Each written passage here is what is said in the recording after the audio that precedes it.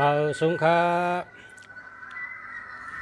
มาส่งพ่อแม่พี่น้องผู้ทำยินกูก็กูก้นขามาส่งตั้งเสียงขามาส่งขาจากคู่เมืองดีออกรายการโดยปันหมายพงหมายจากลาดโดยปันพ่อแม่พี่น้องเขาหมายพงอันในจ่องดีเพราะใจเอาจ่องรอดเพเพราะใจเอาจ่องมีเงินจ่องมีปัญญาจ่องมีปรามีจ่องมีอำนาจจ่องมีเมตตามาส่งพ่อแม่พี่น้องผู้ทำยินกูก็กูก้นขามาส่งตั้งเสียง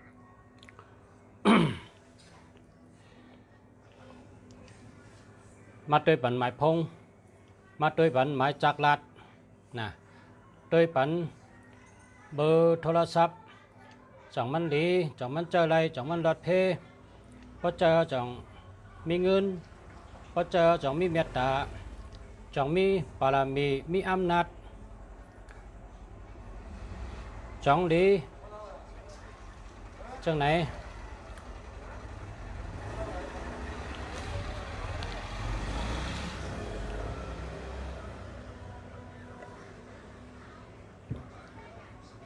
ยามเดี๋ยวนี้คาไรห่างแหนไว้ตอนที่หนึ่งนี่มือปอเมพี่น้องไปเลยทำหมายพงคาเตลัดเนี่ยว่าสีเซอร์โคเพราะเจ้าจังหือมีหลับเงินหลับคำในพี่น้องใกล้ทำนะสีอันเลยเมียนจอมคาสีจังหือเมียนคาเตเจ้าจังหือเฮาสีเซอร์สีโคขาในภาษาเขามีหลับการเงินหลีหลับหลีในแต่ใส่เซอร์สีหังเนี่ยเนาะในเป็นตอนที่หนึ่งครับ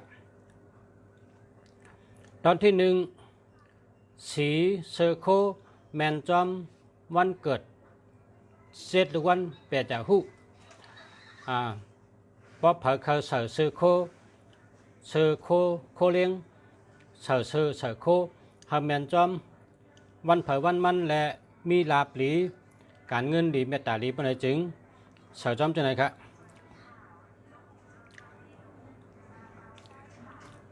วันจันทร์ครับวันจันทร์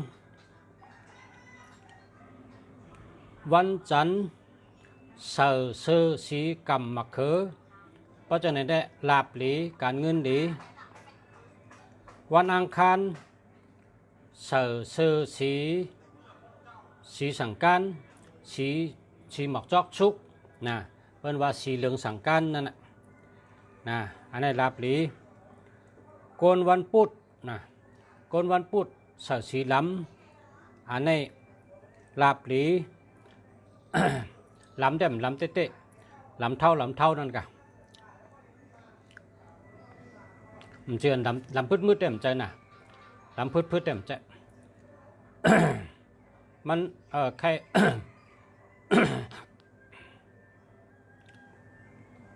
ชีกับผีเนี่ยกะประกันไตเขาเนาะชีกับผี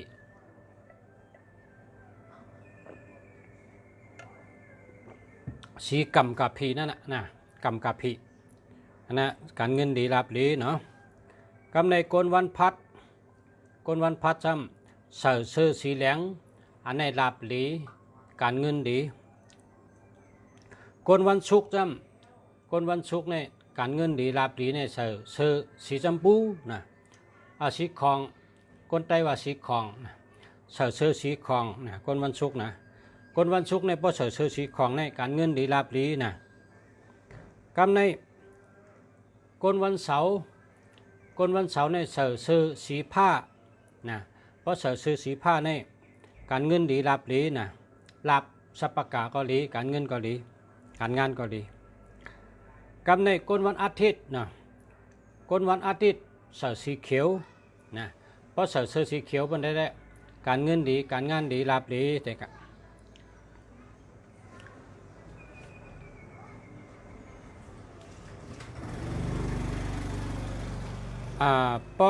พอใครเลยตั้งจอยแถมนะ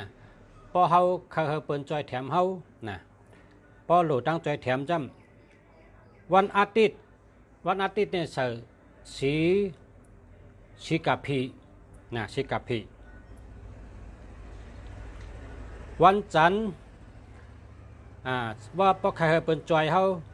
ปอหลูตั้งจอยแถมในวันจันทร์ในเสือสีผ้าสีชอมนะกันในวันอังคารปอกใครเปิ้นจอยแถมเฮาเสือสีเหลืองเสือสีเหลืองกันในวันพุธในปอกใครเปิ้นจอยแถมเฮาในเสือสีเหลืองสีขาว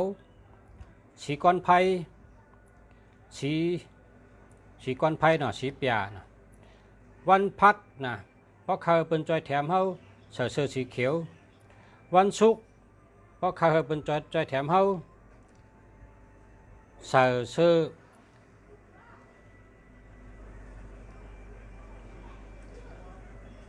เหลืองอิดนั่นน่ะเหลืองอิดเนี่ยมันจะเหลืองเต้นะเหลืองอิดนั่นน่ะในวันศุกร์คนวันเสาร์เพราะเขาเป็นจอยแถมเสื้อสีคองนะคนวันติดเสื้อสีกะพีอันนี้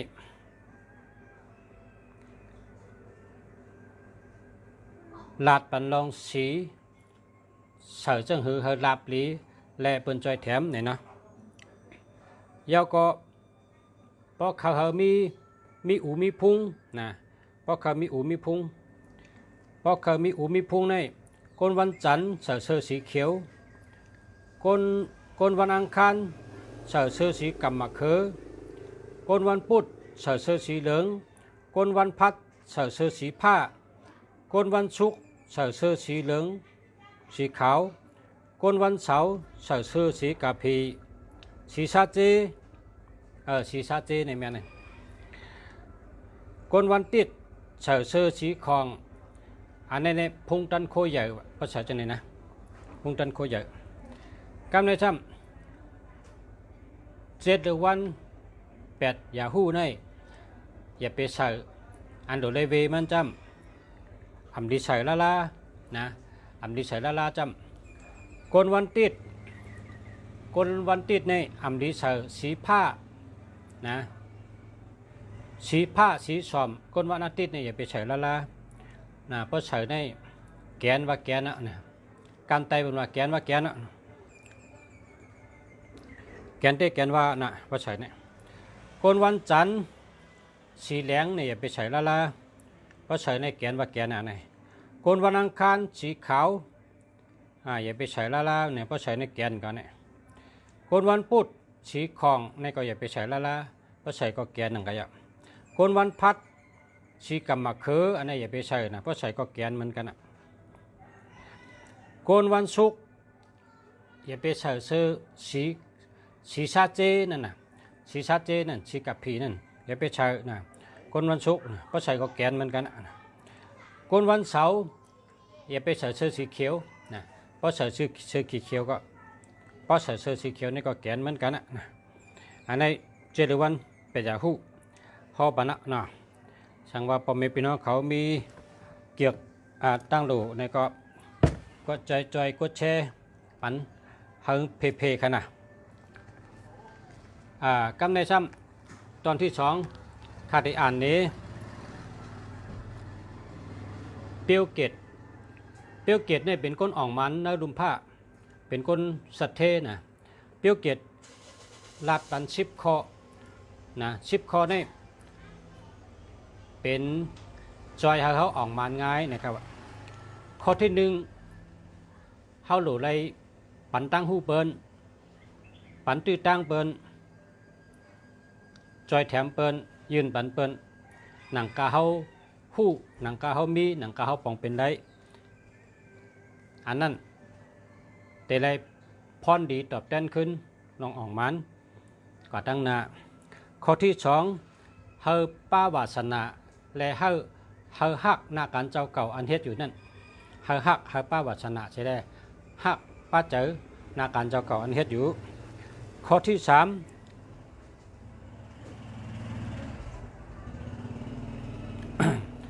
เฮาฮู้จักอันลีเลยเปิ้นเอามาเป็นพรดิตเจ้าเก่าเฮาฮู้จักเอาอันดีเลยเปิ้นอันว่านั้นพอเฮาตัวเมืองเข อันเลอลีหรือเมียวเลอลีเลอเปิ้นเนี่ยเมียวเลอลีอันลีของเปิ้นนั่นเอามาเป็นพรดีเฮาเพราะเฮากัดด้วยพี่น้องปะโอพี่น้องว่าพี่น้องปะโอเขาพี่น้องว่าเขาในเขา มีลูกนำครับคนหนึ่งก็ในมีลูกหกก็จะว่าเจอคือเขาในเพไว้น่ะเนี่ยเขาพอเป็นอันดีเปิ้นเฮาหลวมาเจอเป็นพรดีเฮา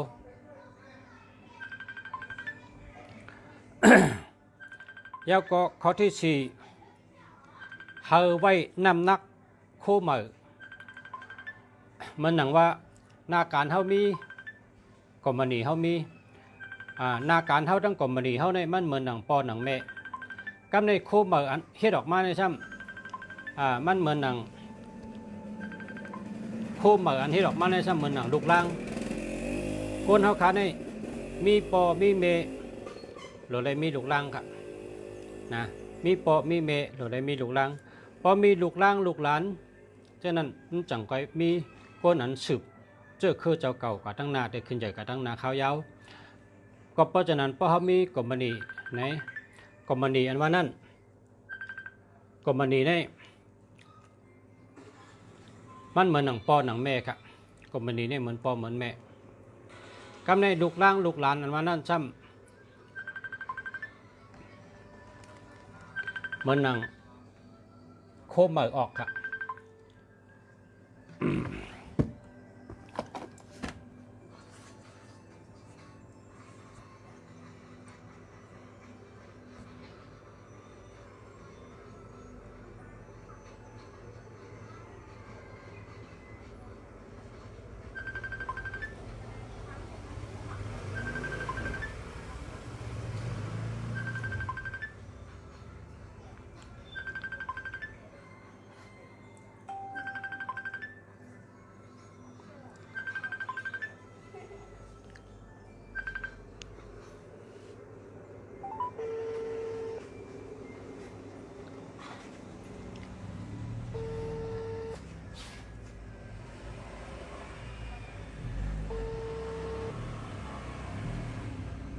ประชุมค่ะค่ะอันประเทาคาย้อนข้างกับหนึ่งค่ะตึกไทยทอดชดหรือว่าเนี่ยประชุมค่ะตัวที่เช้าเนี่ยครับเอาก็มันก็ขึ้นรัดมาครับวันนั้นนะอยู่กำพักกำข้างไกลโทรหาขึ้นค่ะ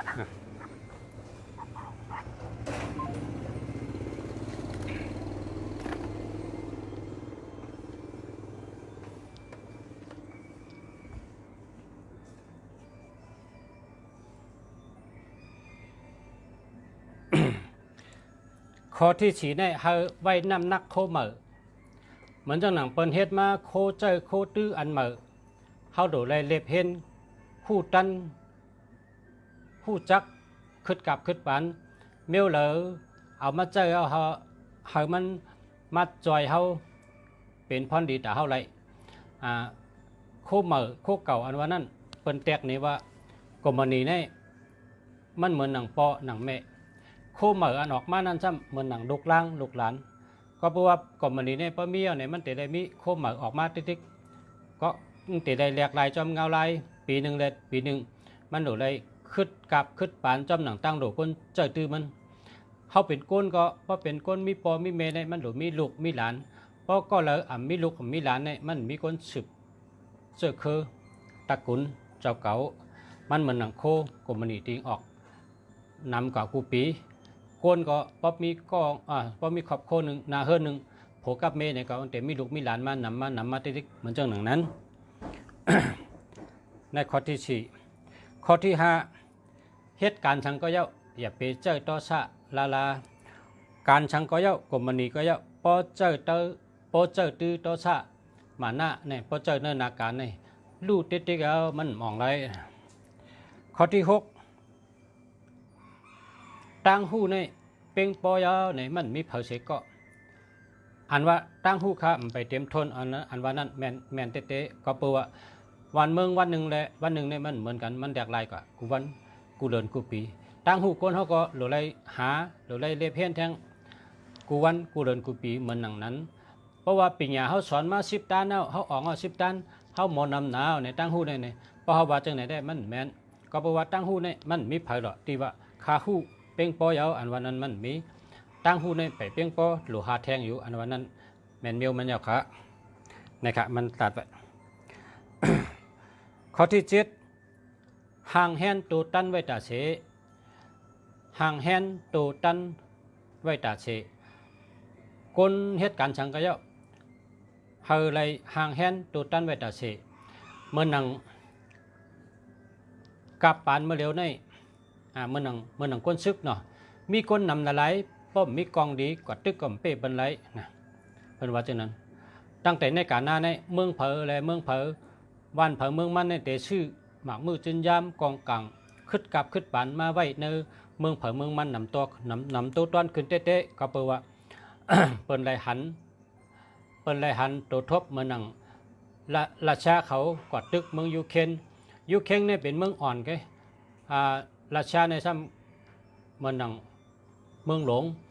ปลาลงกินปลาอ่อนให้เนี่ยกับเป้กินเปิ้นนะ ก็กับเป้กินเปิ้นและเปิ้นฮู้ว่า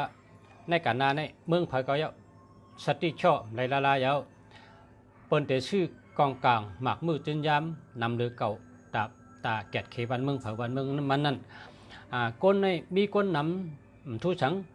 ปออ่ำมีเครื่องคึดกับคึดปันและปอเครื่องกองกลางอ่ำคึดกับในเป้เปิ้นไรอันว่านั้นเปิ้นฮู้เยานะในก็เปียวเกตว่าปอ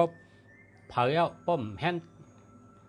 ห่างแฮนตัวเฮาตัวตันไว้ในมีคนนำปอกวางดีมเป้เปิ้นไรเนี่ยว่า เครื่องเจ้าโคตื้อในหลวคึดกาบคึดบานและเป่งปอล้นเหลือปนตาแกดเคโตจังมีอันว่าตัวตันไว้ตาเฉ อันว่าห่างแฮนเฮาตัวตันไว้ตาเฉในนั่นยาวข้อที่8การมางเมียวเฮาเฮ็ดเฮาหมอ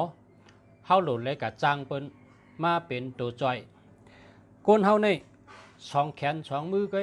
แต่เหตุการณ์กูเมียวอันว่านั้นมันมีเผยเป็นไรก็เพราะฉะนั้นแหละนาการมางเมียวปิญญามางอันเจ้าเก่า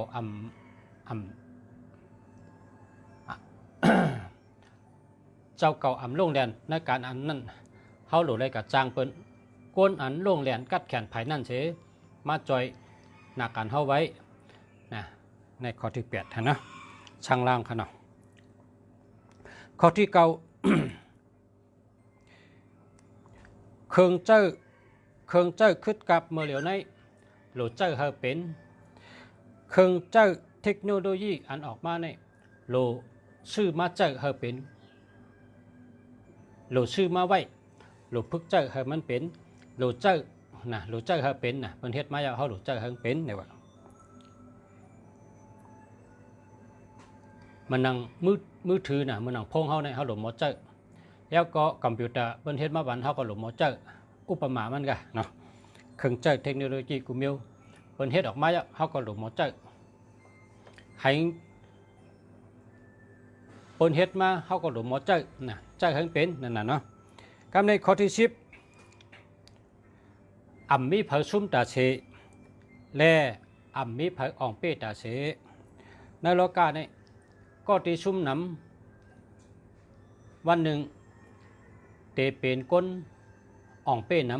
ำก็แปลว่าก้นซุ่มเย้ายามเจ็บเย้าก้นซุ่มเย้ายามเตื้อเจอเย้าเขาเลยตอนสอนในอันเขาซุ่มเย้าเสเพราะเขาซุ่มเย้าเขาต้องไว้ว่าเฮ็ดจังไหนในซุ่มวันนามาเขาจังเป็นผู้อ่องเป้นำเลยเปิ้นก้นอันเฮ็ดอยู่แล้วไปยำชุ่มนั้นลีโกก่อนก้นอันเฮ็ดใช่แล้วชุ่มน้ำก็ยะชุ่มหลายปอกก็ยะชุ่มหลายตีก็ยะก้นก็ใน วันเมื่อน่ะมันเตเป็นก้นอ่องมันก็เปิดว่ามันมีการตัวทบลองดูชุ่มมันเหมือนก้นแลนพอล่มหลายปอกนี่ก็พอหึงมาแลนแดดนังฮือเต็มล่มมันสติเยอะมันมีจังสติเยอะนี่เป็นความชิบคอเปียวเกตรัดครับ ครับปิ่นมาเป็นกำไตไว้เนาะพอเกี่ยวกับกดแชร์ค่ะนะพอเกี่ยวกับกดแชร์ค่ะแชร์บัญญัติค่ะขอบใจค่ะยินโจมค่ะสืบเสนใน สืบเชื้อในคติด้วยหมายพงนะ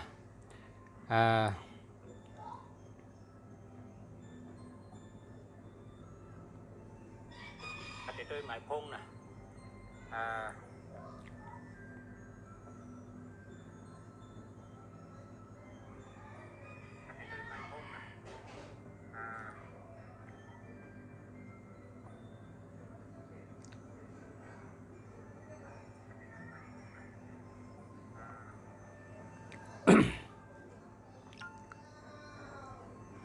082 387 4779อันไหนดีครับอันไหนดีครับ082 387 4779อันไหนดีครับแช่ปัญญาครับใจครับ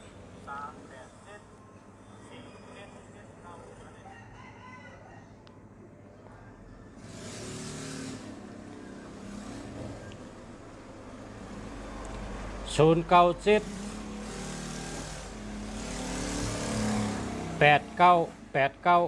645อันไหนดีครับดีเต๊ะๆครับดีเต๊ะๆครับ0987891544อันนี้ก็ดีเต๊ะๆครับโอ้คนจะในสัตเทในชื่ออะไรจังเนี่ยนะคนสัตเทคนมีเงินนำนะจังก็ชื่ออะไรมีในการน่ะ096650 หามาครับ094160 หามาครับ065 363 6344เจ้าแล้วครับ0992763998 หามาครับ0950160162 หามาครับ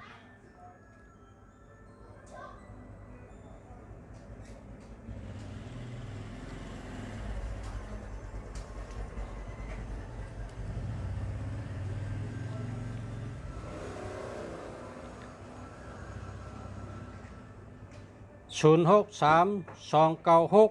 8359เรียกครับ097 567 6653อันนี้หามาครับ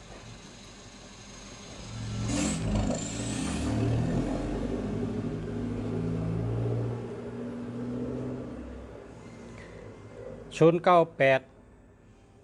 753 0181หามาครับ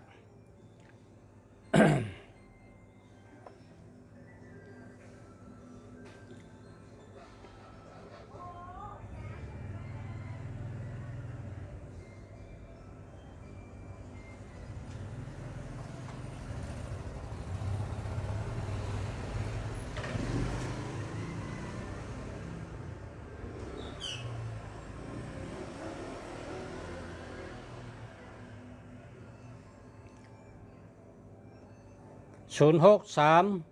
312 0021หามาครับ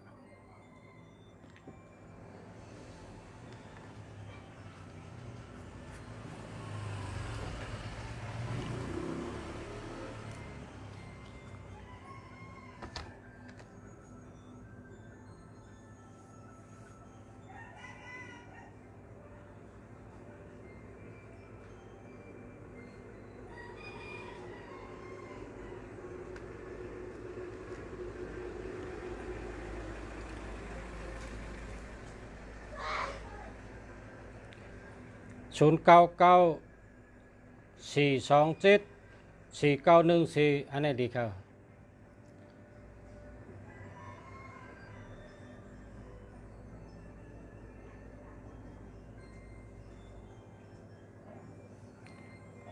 097 604 57 618อันนี้หามาครับ082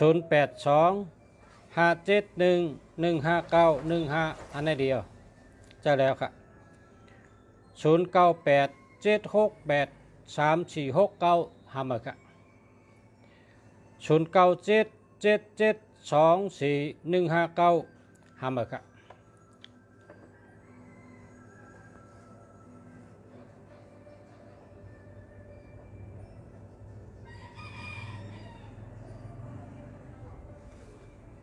0989083848หาเมกะ0969738240หาเมกะ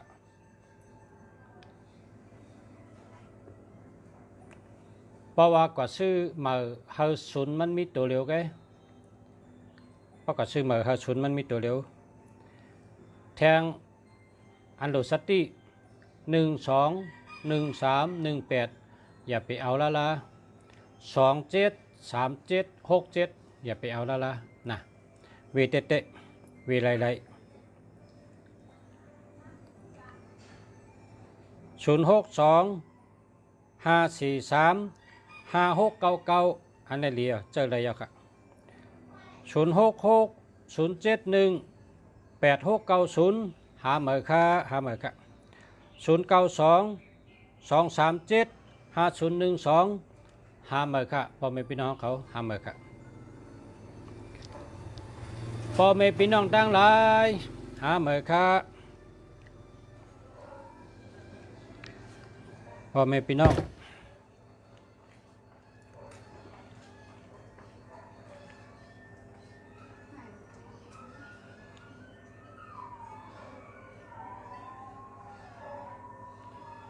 กดแชร์ปันค่ะนะกดแชร์ปันค่ะย้อนให้กดแชร์ปันนำค่ะนะให้กวนหันนำนะไว้เจอศรัทธานำเจอเผือกจืนเขาเสือเอาโหมีมือห่างดีสู่เจ้าเด็กแชร์ปันกูก้นใช้กำค่ะ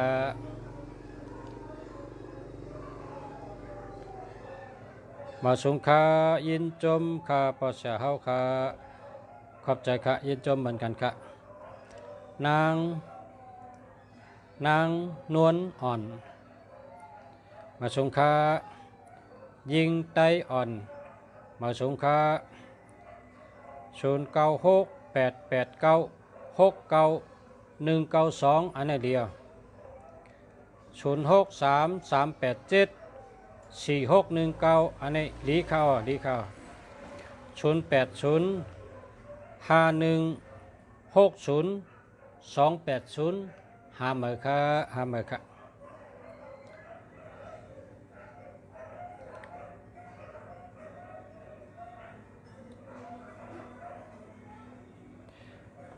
เพราะว่าพ่อแม่พี่น้องเฮากว่าซื้อหมายพงมา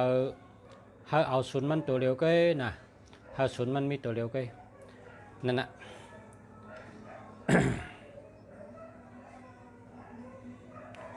พอมีศูนย์น้ำย่อการน้ำตั้งเป็นน้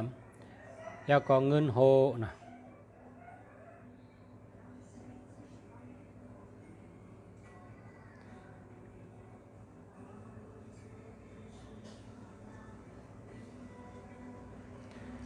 เมื่อสงค่ะความรักจากใจมาสงค่ะ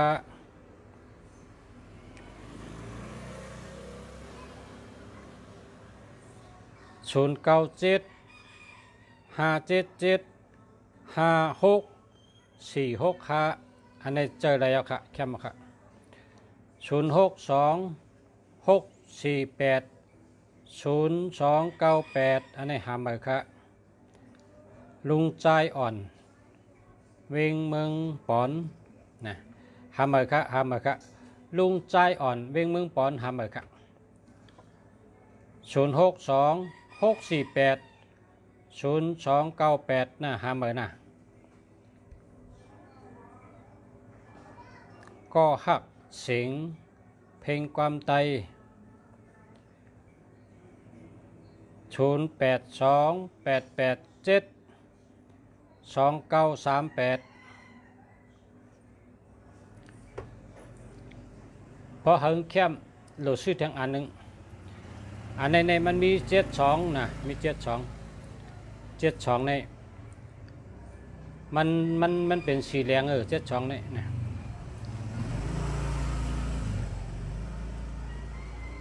092494569435699นี่เนาะอันนี้เจอแล้วครับ098486 925นะ098486 7925นี่หามือครับมันมี67เนาะหามือ0948788386อันนี้เจอแล้วครับ063 539 8826อันนี้เจอแล้วครับ0967786259หามือครับ0647595466เจอแล้วครับ0947863776หามือครับ37ก็ลิโก76ก็ลิโก67ก็ลิโกหามือครับ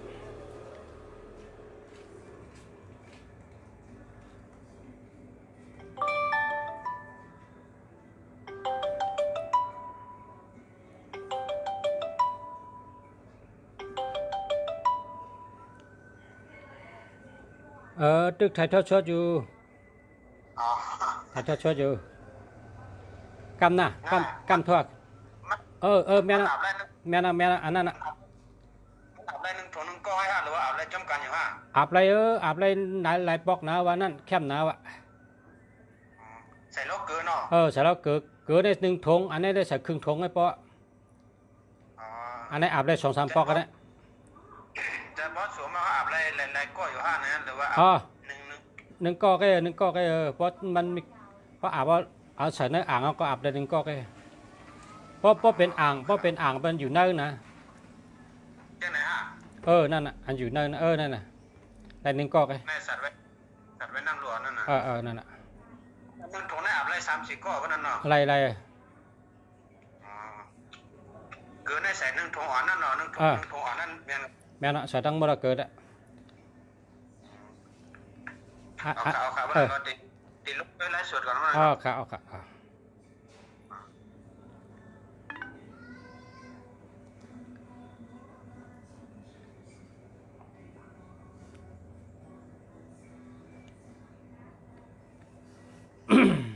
063-201-5986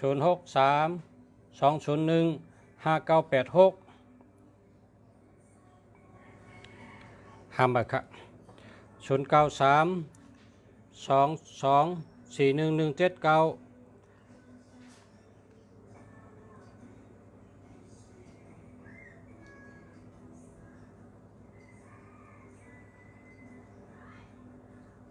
เจอแล้วครับ080-867-1601ห้ามบัตรครับ097-963-9942เจอแล้วครับ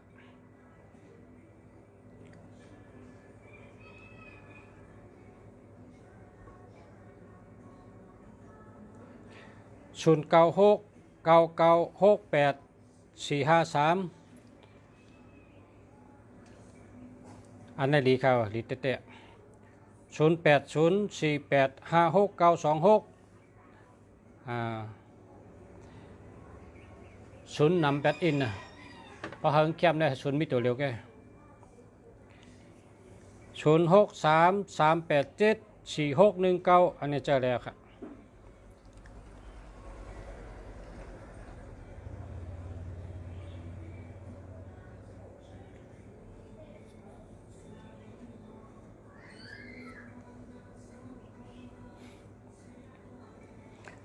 063-529-5861เจอแล้วครับ063-3311-958นะหามาครับถอยคำมาสุงคานุช สารพีมาสงค้าจูลีเนี่ยมาสงค้านางนวลอ่อนมาสงค้านางหยอดเมืองพงมาสงค้าคำสวยมาสงค้าแพวมาสงค้ามูมีสุกมาสงค้า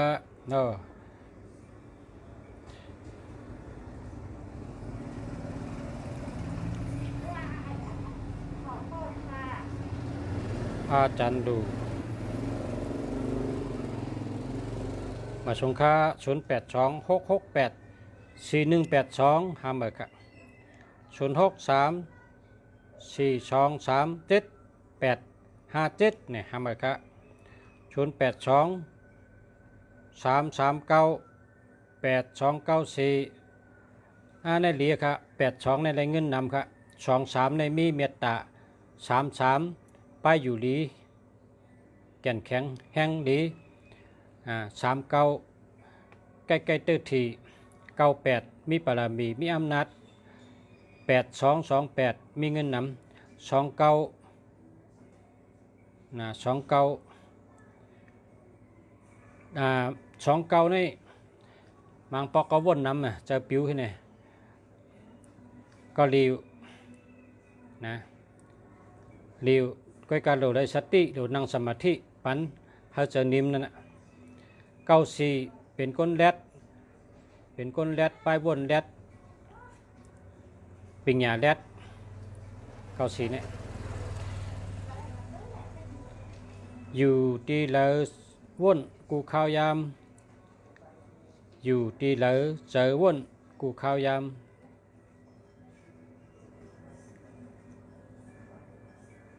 0925426170หาเมค่ะนางคำอิงมาสงค้า0647595466เลี้ยวค่ะเจอแล้วค่ะ0633975198เจอแล้วค่ะ0632988288แค่มาค่ะเจอแล้วค่ะมาสงค้าประชา0823890674หาเมกะ0618862493หาเมกะ092622687776หาเมกะ0641958623จะแล้วค่ะ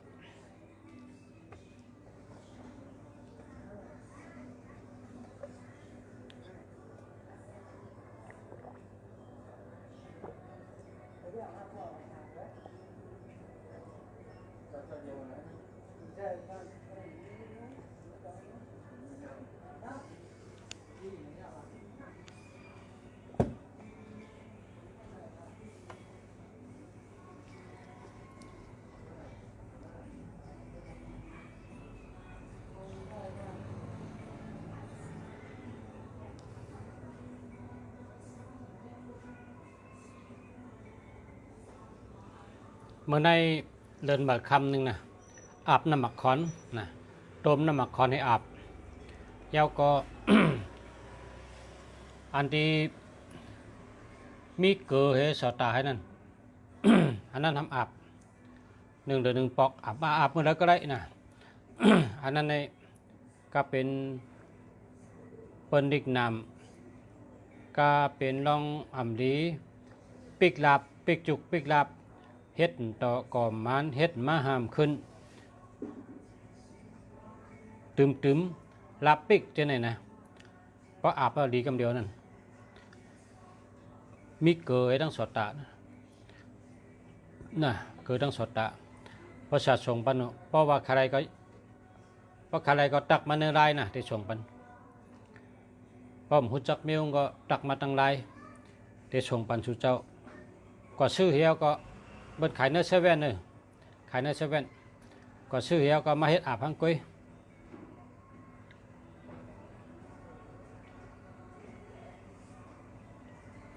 084 489 8251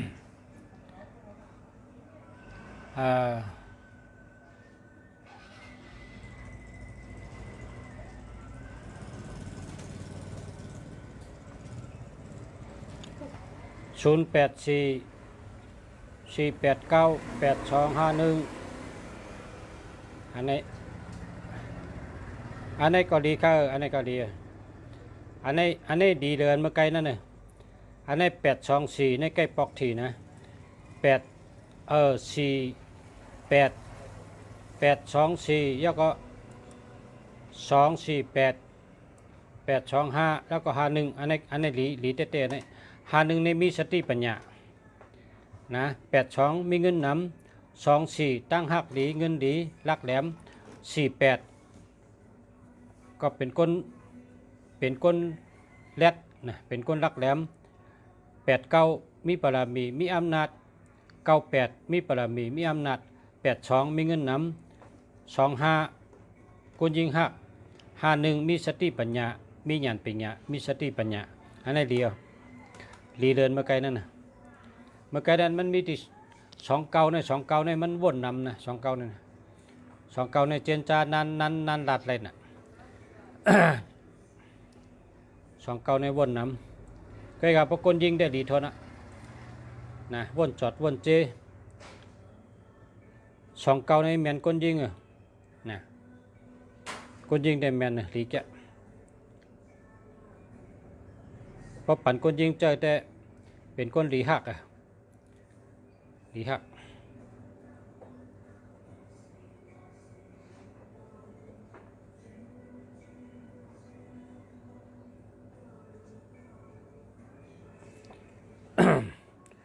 083 242 6557อันนี้เดียว095 98338947อันนี้ก็เดียว0994347144อันนี้เดียวดีเต็กอะ0823653361 82มีเงินนำ236อาจุนดีเมตตาดี65เป็นสัตเท53มีปรามีมีอำนาจ33อยู่ดีแห้งตัวแก่นแข็ง36อาจุนดีตั้งหักดีเมตตาดีเงินดี61มีจีการดีมีปักเปิงดีนะ61เนี่ยนะอันนี้แคมค่ะปายู่เสือมาสงค่ายาเสือพักไปเชียงสั่งมาทางใดยาเสือพักยาเพชรเสือพักในวันเข้าในนะ ยาเพชรเสือพักเข้มนะไปเชียงเนี่ยสั่งมาทางใดยาเพชรเสือพักหวานนะผักใครกินจำได้ก็มาซื้อได้เลยก็จะมียาเพชรเสือพักขายยาเพชรเสือพักกินเสือพักครั้งก็ใส่กินเป็นอียากินจำเข้านั่นพอเขากินข้าวกินพักก็เฮ็ดอาลูหุงก็ใส่เรียบนะอาลูหุงนะใส่ยาเพชรเสือพักให้กินอาลูหุงเสือพักน้ำอาลูหุงเสือพักบนอาลูหุงเสือพักห้าเนี่ยอาลูเรียบนะเนี่ยมังปอกมะเขืออุบนะมะเขือในรัดไปเลยรัดนี่เนาะมะเขืออันเขียวๆในพอนดีมีน้ำจ้ะแล้วก็มะเขืออันกำในซ้ำปันแห้งมะโหเจอวะนั่นพอกินมะเขือกำในปันแห้งมะโหเจอนะพอกินมะเขือเขียวๆในซ้ำล่างนะตัวนึกคิงเขาว่ามะเขือเขียวยาวนะมะเขือยาวอันเขียวๆนะเป็นนิยาน้ำจ้ะนั่นนะกำใน0942299272ป๊อเป็นได้ก็หามือนะมี27นะ2772ในหามือนะ06207972258ในก็มี72นะหามือ06198111852อันนี้ก็หามือ0634342375857อันนี้มี73นะหามือนะยาวก็32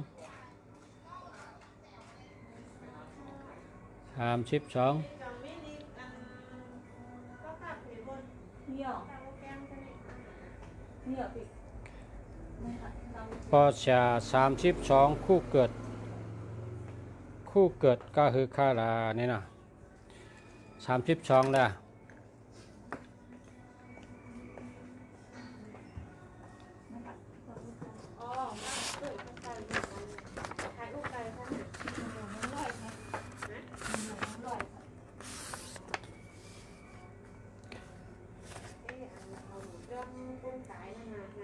เอาล็อกกับเพวดจะไหมล็อกกับเพวดเทชุดตาวแกง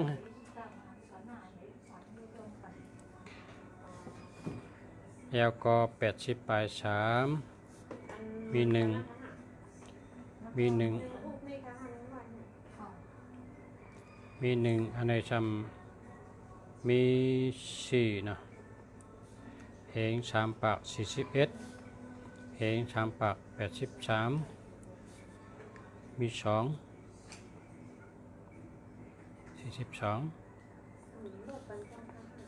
เหง3ปากเนี่ยฮะมี3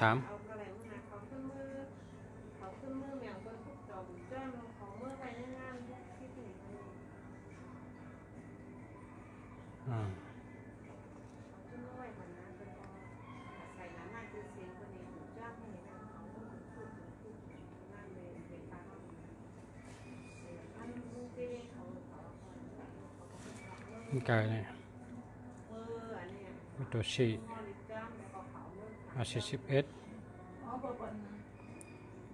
อันนี้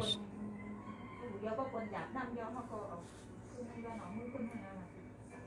ใช่อันนี้อยู่คนนี้เหมือนกันว่าเขาสามารถทุกคนอย่างนี้เขาแบบซื้ออยู่ในเขาคนแทนเขียนซื้อหนังมาเขาใส่แล้วก็3แล้วก็32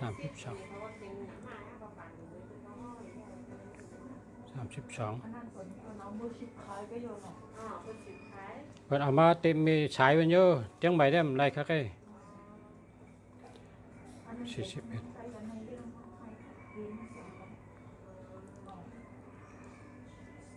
41เหง3ปาก41เหง3ปาก80ปลาย3มี2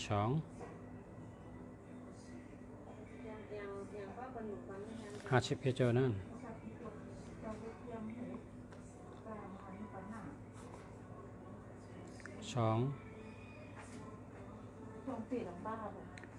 ชุดต้องเป๊ะก็ดีรู้จำไป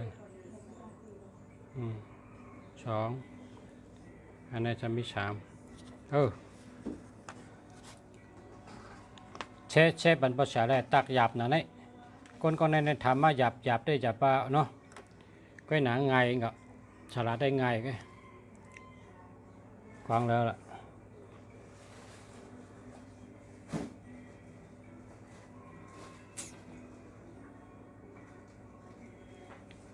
เนี่ย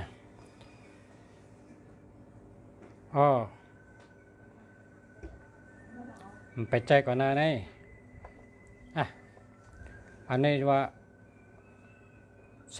32คู่เกิดคาใดกาหือเย้านี่เนาะเขาจะพิจารณา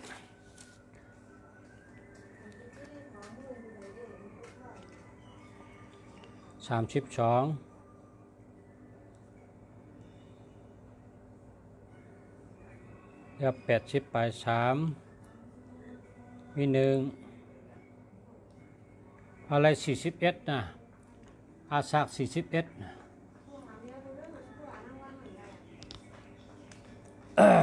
ก่อนตั้งหน้าก่อนหน้าครึ่งนะ0948938913อันนี้หาหมายค่ะ09675765765477อันนี้หาหมายค่ะเนาะ061103686882อันนี้หาหมายค่ะ0931696548หาหมายค่ะจมข่าวประสาลาดปันอายุยืนยาวเสียกำคาเอาค่ะมาชมค่ะ0965765477ทำมาค่ะอันนี้มันดีค่ะมันดี0631302896อันนี้ทำมาค่ะ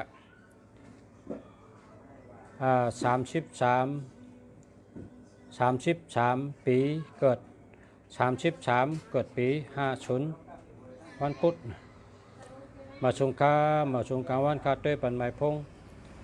09456556582665เนี่ยอันนี้เดียวเจ้าแล้วค่ะแทงอันหนึ่ง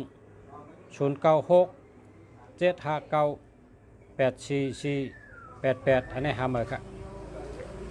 เตะแล้วเอาตัวเจ้งคือข้าละลาดปันพ่องค่ะตัวลิงค่ะเนาะตัวลิงเอา15243678364656นะจะได้เป็นตัวลี99919293949596979899จะได้ตัวลีนะตัวลี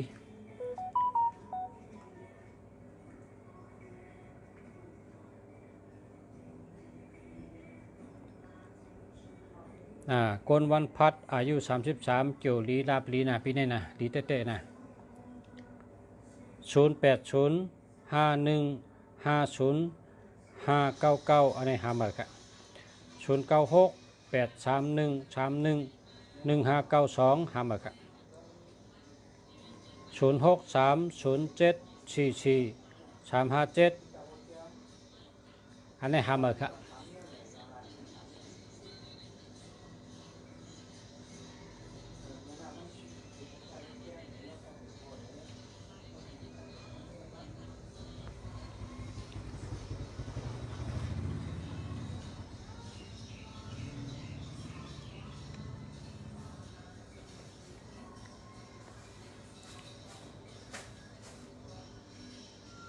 แช่ปัญญาคาปชะคายึดจมคาขับใจค่ะ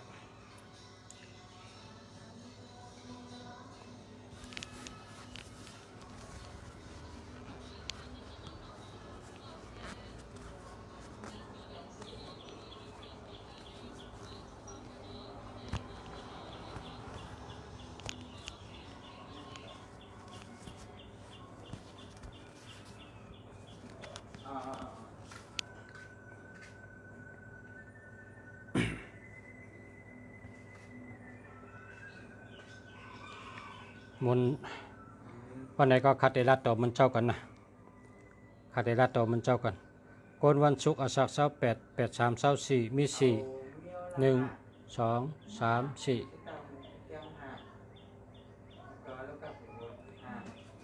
1 2 3 4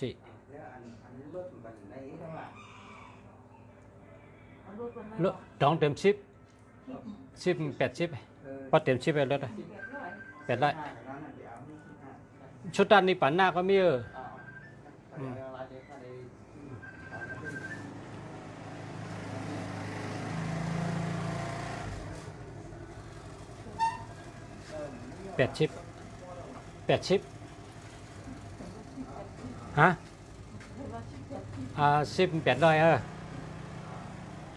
0947636661หามาค่ะ0947636613อันนี้ก็หามา